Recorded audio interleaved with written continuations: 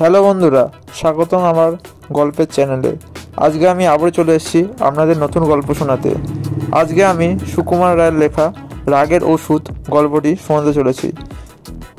এটি একটি মজার গল্প, তাই যারা যারা চ্যানেল নতুন আছেন অবশ্যই চ্যানেলটিকে সাবস্ক্রাইব করে নিয়ে আমাদের পাশে থাকবেন, যাতে আমরা পরবর্তী ভিডিও বানাতে মোটিভেট হই। চলো শুরু করা যাক আজকের গল্পটি। Let's start. কেদারবাবু বড় বদরাগী লোক। যখন রেগে বসেন কাণ্ড জ্ঞান থাকে না। একদিন তিনি মুখখানা বিষণ্ণ করে বসে আছেন। এমন সময় আমাদের মাস্টারবাবু এসে বললেন, কি হে কেদারকেষ্ট, মুখখানা হারি কেন? কেদারবাবু বললেন, আর মশাই বলবেন না, আমার সেই রূপো বাঁধানো হুঁকোটা ভেঙে 7 টুকরো হয়ে গেল। মুখ হাড়ির মতো হবে না তো কি বদনার মতো হবে? মাস্টারমশাই বললেন, বল কি হে, এ তো কাঁচের বাসন নয় কি মাটির পুতুল নয়, অমনি খামকা ভেঙে গেল, এর মানে কি?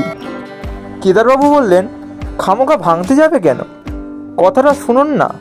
হলো কি, কাল রাতে আমার খুব ভালো ঘুম হয়নি। সকালবেলা উঠেছি, মুখ হাত ধুয়ে তামাক খেতে বসবো, এমন সময় কেলকাটা কাত হয়ে আমার ফরাসের ওপর টিকের আগুন পড়ে গেল। আমি তাড়াতাড়ি যেই আগুনটা সরাতে গেছি, অমনি কিনা আঙুলে ছ্যাক করে ফোসকা পড়ে গেল। আচ্ছা আপনি বলুন, এতে কার না রাগ হয়?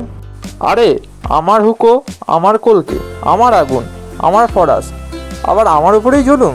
তাই আমি রাগ করে বেশি কিছু নয়, এই মুগুরখানা দিয়ে 5-10 ঘা মারতেই কিনা হতবাগা হুঁকোটা ভেঙে খান। মাস্টারমশাই বললেন, তা যাই বলো বাবু, এ রাগ বড় চণ্ডাল, রাগের মাথায় এমন কাণ্ড করে বসো, রাগটা একটু কমাও তো বললেন।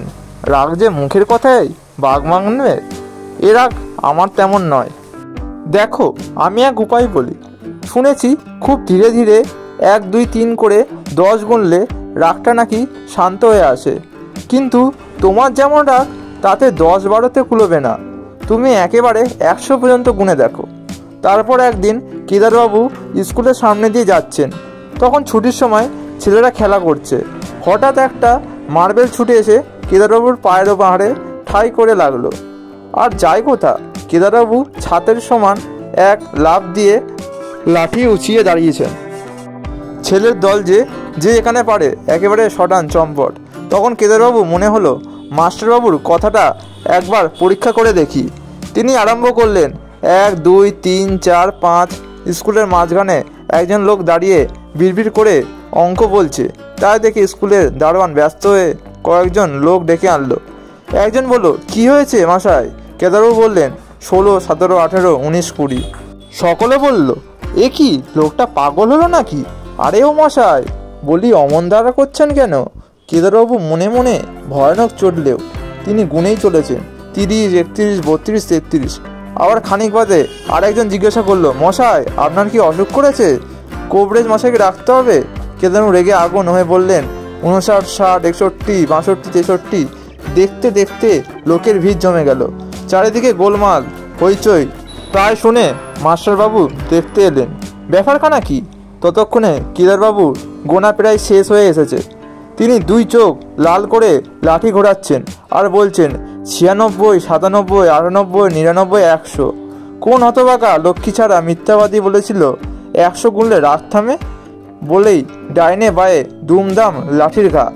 লোকজন আর ছুটে পালালো, আর মাস্টারমশাই এক দৌড়ে সে যে ঘরের মধ্যে ঢুকলেন, আর সারাদিন বেরোলেন না। বন্ধুরা, এই হাস্যকর ও মজাদার গল্পটি এখানেই শেষ হচ্ছে। আর যাদের এই গল্পটি ভালো লেগেছে তারা অবশ্যই চ্যানেলটিকে সাবস্ক্রাইব করে একটি লাইক করে দেবেন এবং আমাদের পাশে থাকবেন। দেখা হচ্ছে পরের ভিডিওতে। Good bye, see you next video.